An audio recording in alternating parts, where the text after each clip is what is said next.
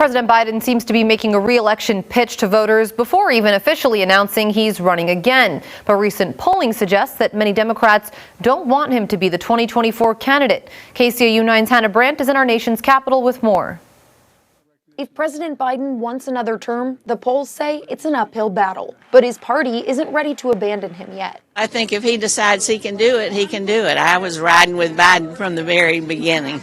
As of now, he hasn't launched his 2024 campaign, but the White House says he plans to.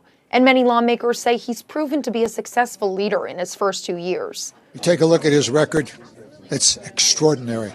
He's in a class by himself in terms of his achievements. Other Democrats are more non-committal in their support. It's up to the voters to make the decision if he's the person that they want. I'll defer to the president to make those choices. A recent AP poll found only 37% of Democrat voters say they want President Biden to run for a second term. He really hasn't gotten that bump that you would expect for the successes that he has. George Washington University professor Todd Belt explains people point to age as a top concern about the president's political future.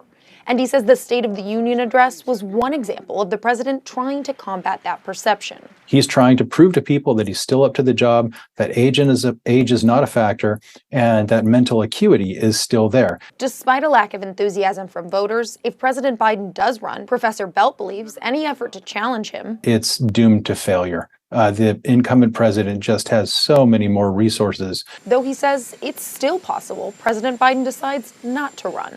In Washington, I'm Hannah Brandt.